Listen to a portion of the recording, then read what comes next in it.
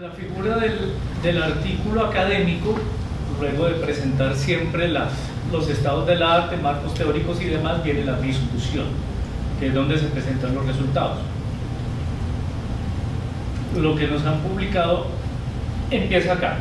Bien, Renan Silva, a través de cronistas españoles, a través de la revisión de cronistas españoles del siglo XVI, referencia una serie de pliegos manuscritos y de imprentillas. La imprentilla es una cajita que tiene unos cubos con letras, que trajeron los sacerdotes españoles en el siglo XVI a Cartagena para estampar. En Santa Fe, en los años 70, a final del siglo XVI, circuló una gaceta llamada Montserrat, que era tan importante en lo religioso que fue el origen de los dos primeros grabados que tuvimos.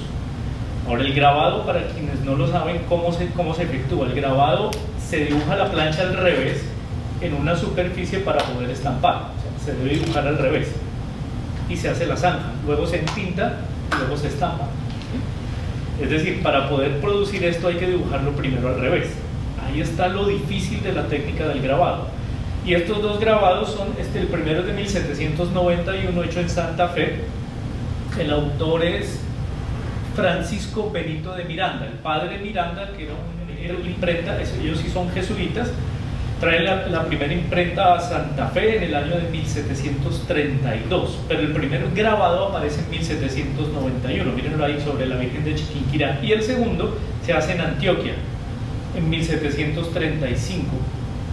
Disculpen, es al revés, puse al revés. El primero se hace en Antioquia en 1735 y el segundo en Santa Fe 1791, ambos sobre la Virgen de Chiquinquirá, para que se den cuenta lo importante que era lo religioso.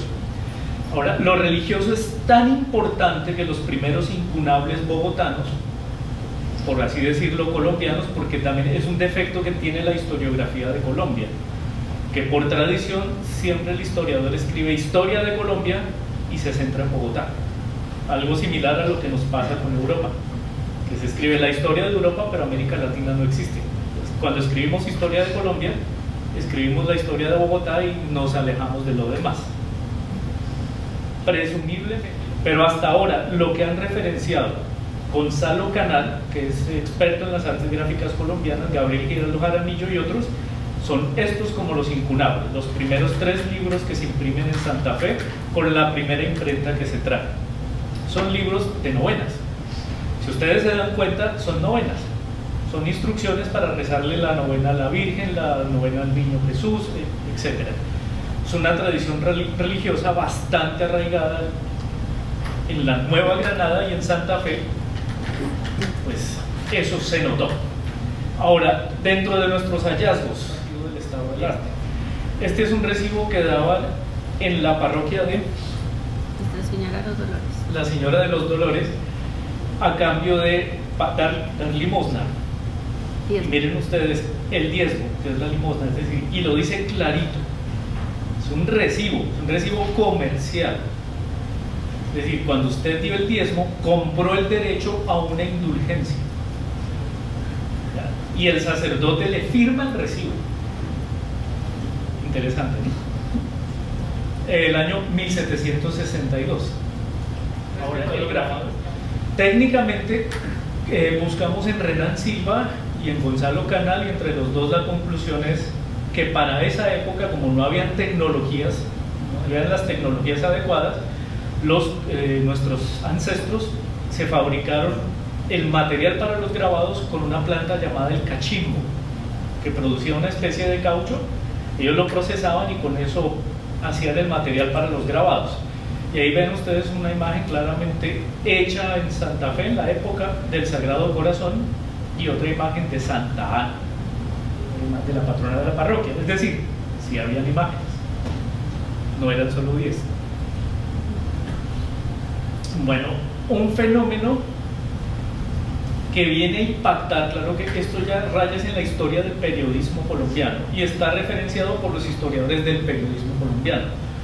Un fenómeno que viene a impactar un cambio, hay un punto de inflexión de cómo se empieza a utilizar la imprenta para otras cosas diferentes que no sean la religión o estrictamente lo que decía el virrey. El terremoto de Santa Fe en 1785. Le dedicaron 4 hojas, no es muy grande, es como así, son 20 centímetros. 4 hojas con ese cuerpo de texto que ven allí, explicando qué se había perdido, o sea, la noticia del terremoto. Se supone ese fue el origen del periodismo colombiano. Se hizo en la imprenta de La Real, y de Cartagena el virrey manda a que vaya de Cartagena a Bogotá el andaluz Espinosa de los Monteros. Parte de la historia patria. Empiezan a ingeniarse una serie de estrategias para vender el periódico de la ciudad de Santa Fe de Bogotá. Y hay varios apartes, hay varios ejemplares donde Antonio Nariño es el encargado de poner la estrategia de venta. Nariño le redacta textos diciendo, bueno, si usted nos compra la suscripción a los próximos 2 meses, nosotros se lo llevamos a su casa. Interesante, ¿no? O sea, como estrategias de mercadeo en el siglo XIX trazadas por los padres de la patria. Por eso lo referenciamos. Bueno, hablando del rey de Roma, el señor Antonio Nariño, obsesionado con las ideas de la Ilustración, entre otras cosas, él arma una imprenta clandestina, y a través de Diego Espinosa de los Monteros se consigue una prensa vieja que tenía ya un siglo de antigüedad, o sea, algo que ya no servía. Nariño vuelve, la desempolva, arman un taller clandestino y traducen al castellano los derechos del hombre y del ciudadano, que son originados en las ideas del señor que ven en la otra foto, del inglés John Locke, el papá del liberalismo moderno. O sea, basados en esas ideas se sacaron los derechos del hombre y del ciudadano, y a finales lo que hace simplemente es traducirlos y los estampa. Eso le costó 8 años de prisión, y lo mandaron también en un barco para Cádiz. Pero es harina de otro costal, lo que es la política y la iconografía. Bueno, en el arresto que hicieron a Nariño y a todos sus colaboradores, llaman a su mano derecha principal, que es el señor Diego Espinosa de los Monteros, la mano derecha de Nariño, el impresor. Y en su confesión le dicen, bueno, tiene que contarnos, entre otras cosas, cómo se imprimió esto, porque esto se va para España y lo vamos a fregar. Y el amigo lo que hace es decir, sí señor, cómo no. Bueno, él narra en la confesión cómo se hacía el libro, por eso citamos la confesión. Nos alejamos un poco de la anécdota de Nariño y citamos en la confesión. Él dice, compóngame vuestra merced este papel. Es como si usted hoy por hoy prendiera el computador y abriera el programa para armar un libro, un texto. En la mañana tempranito, madrugado, se levantaban a mojar el papel para que quedara templado al mediodía. Pasaban toda la mañana armando la cajita, letra por letra, línea por línea del texto, y al final del día estampaban. Luego, secándose, se demoraba otra media jornada. Imprimir una hoja se demoraba un día. De acuerdo a la confesión, sabemos que es así. Ahora, el papel. Estuvimos buscando cómo era el papel de la época, por lo menos dijimos, si estos van a traducir los derechos del hombre, ¿qué papel debieron haber usado? ¿De qué gramaje? Miren la descripción que está en las confesiones. Grande, grueso y trigueñote. Muy específicos para decir, grande, grueso y trigueñote. Nos quedamos sin saber qué papel fue. Lo que sí sabemos por otros historiadores como Javier Ocampo y historiadores coloniales, es que durante el periodo se acostumbraban a hacer papeles con la ropa. Los ríos tenían molinillos para coger la ropa, molerla, y con la ropa vieja hacían papel, porque era carísimo, era muy costoso importar papel.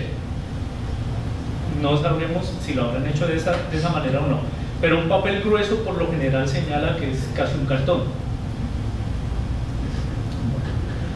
Otra cuestión que pone en la confesión, que esto sí ya es como de interés para los de gráfico, la letra utilizada fue la familia de Bastardilla para el texto. Los 17 capítulos se imprimieron con la bastardilla de estilo ojo de lectura. Y de ahí en adelante nos pusimos a buscar alguna pista para decir, bueno, esta gente de dónde sacó esas fuentes, de dónde todas llegaron de España. Pero nadie mandó un manual tipográfico, no lo hubo. Es decir, se manejó en 2 o 3 manos y no lo hubo. En los archivos por lo menos no está.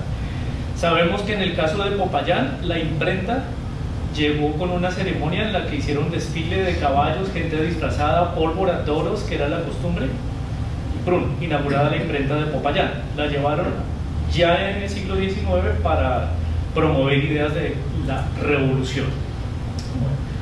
De pasquines, sabemos que hubo en Quito, porque le subieron el impuesto al aguardiente en Quito y la gente formó una revolución por eso, pegaron carteles protestando por haberle subido al aguardiente. Algo similar se supone sucedió con la rebelión de los comuneros, un alza en los impuestos al aguardiente y la gente no se aguantó. Entonces, por lo menos en lo que referencia al pasquín, al cartel pegado en la pared, recuerden lo que les dije que era un cartel para los europeos, un texto que dice, los historiadores como Gabriel Giraldo Jaramillo lo referencian así, pasquines de la revolución de los comuneros, pero buscamos hasta el cansancio en los archivos, General de la Nación, Archivo Histórico de Boyacá, no hay pasquines de la revolución de los comuneros. En el Archivo de Indias de Sevilla tampoco hay pasquines de la revolución de los comuneros. Que sí encontramos pues las notas que se referencian por varios historiadores de los casos, de las cartas, esto sí. Lo que pensamos es que todo eso se quemó. Alguien convenientemente lo quemó. Bueno, para inicios del siglo XIX tenemos estos impresos también del señor Jorge Tadeo Lozano, un periódico que es el Correo Curioso. Aquí encontramos un caso de publicidad directa. Hoy por hoy, lo voy a leer literal, disculpe.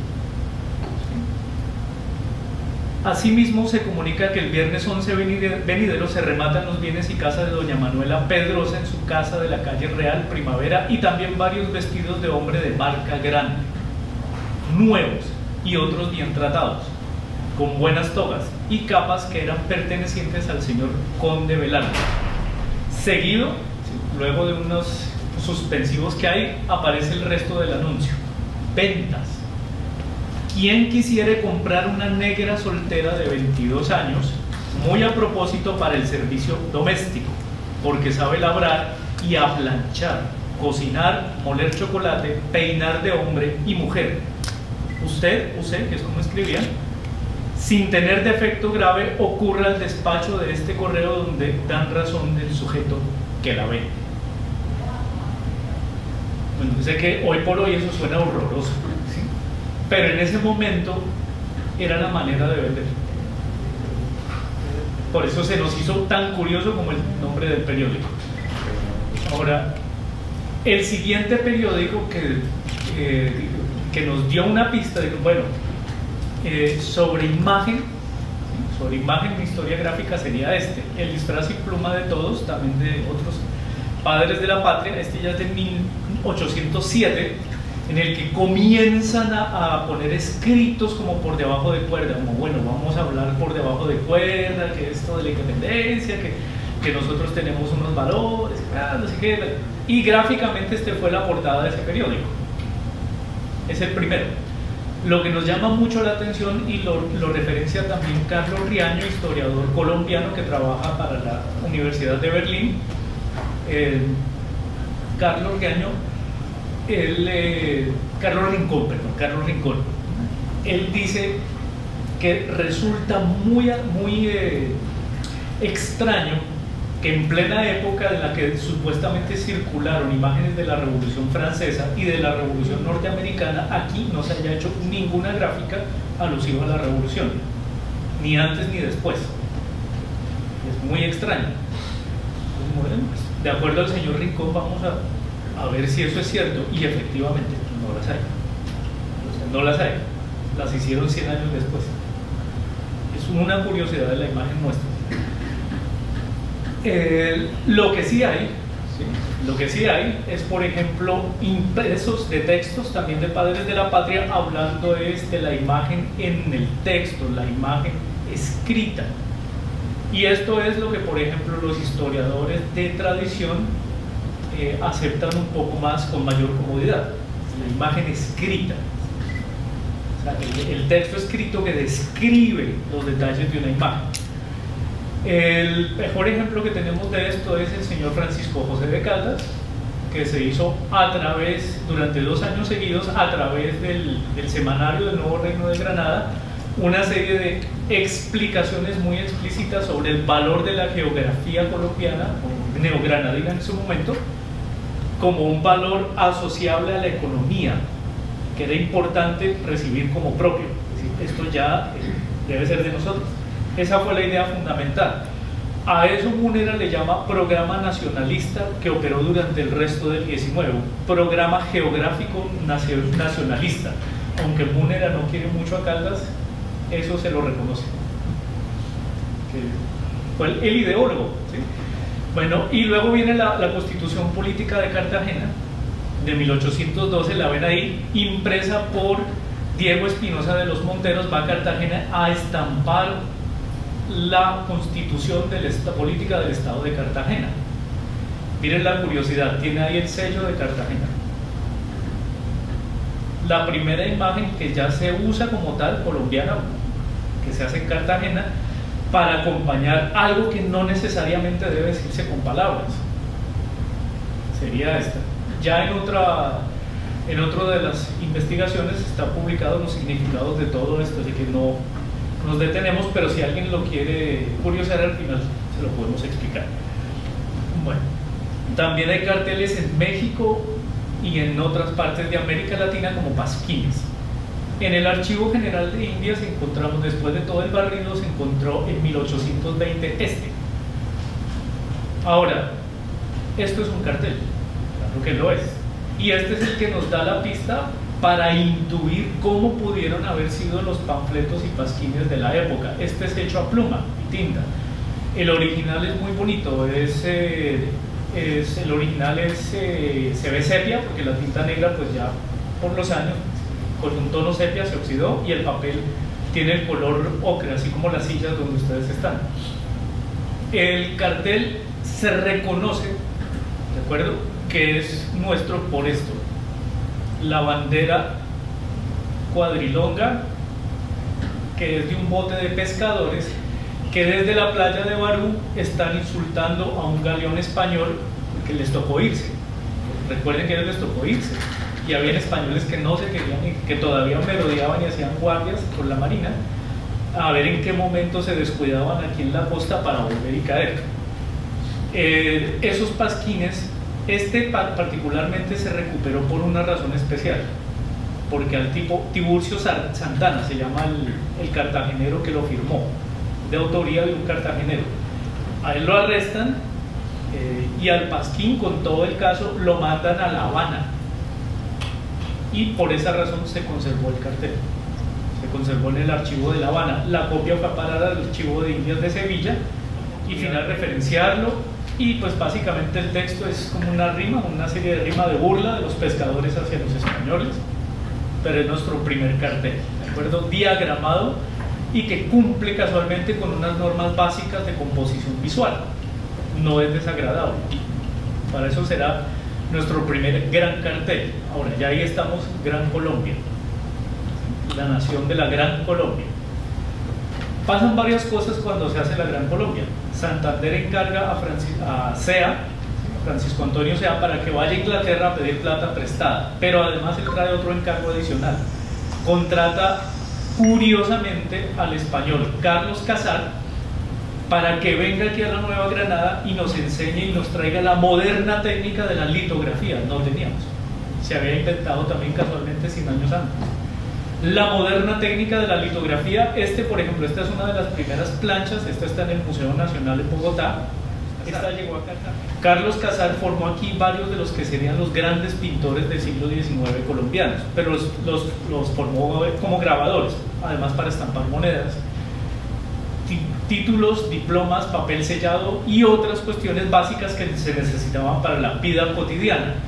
Estas piedras se perdieron, se las robaron todas del taller de Casal después de que se acabó la Gran Colombia. Las piedras del taller de Casal, y con los años fueron encontrándose como en el altar de las iglesias. O sea, por el material las utilizaron para el altar de las iglesias durante el resto del siglo XIX.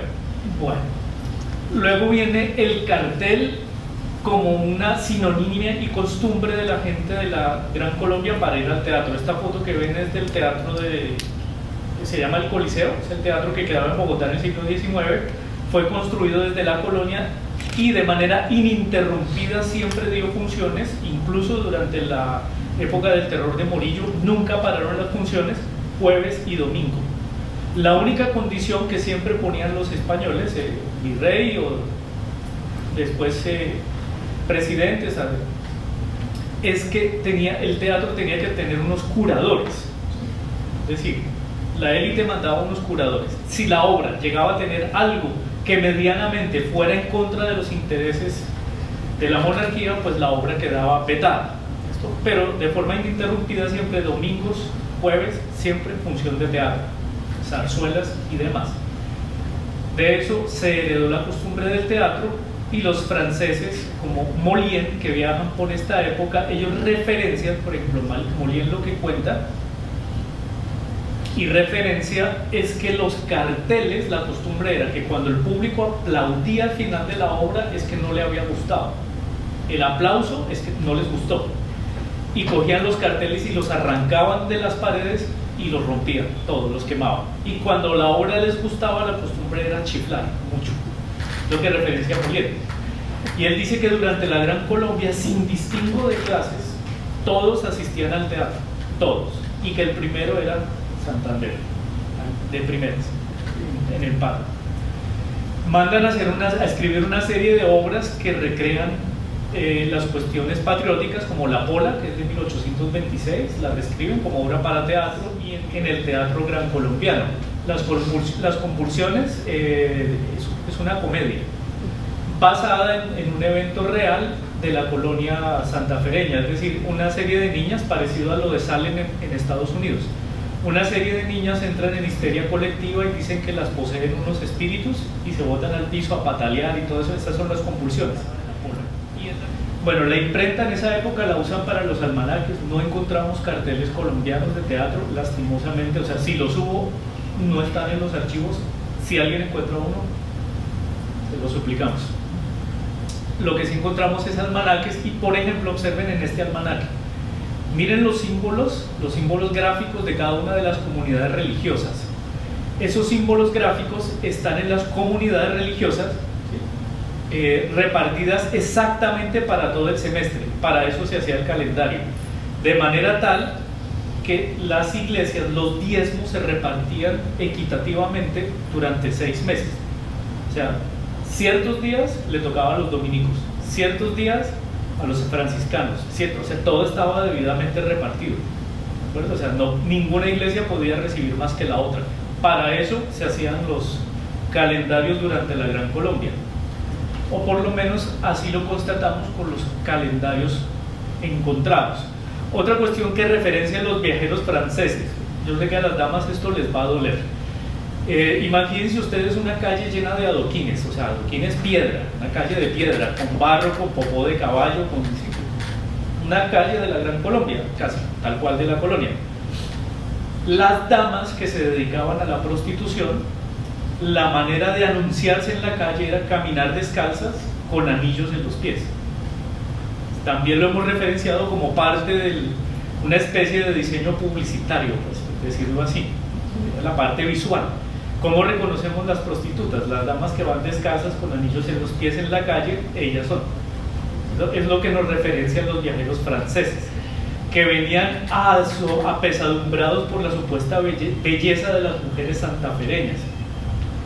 Ya les cuento otro viajero que dijo más adelante de la belleza de las mujeres santafereñas. Bueno, mientras llego a la anécdota que es posterior, Molière también nos cuenta que en 1824 los establecimientos donde vendían chicha, la bebida del pueblo, se pintaban en la puerta se pintaba esto, una hoja de col.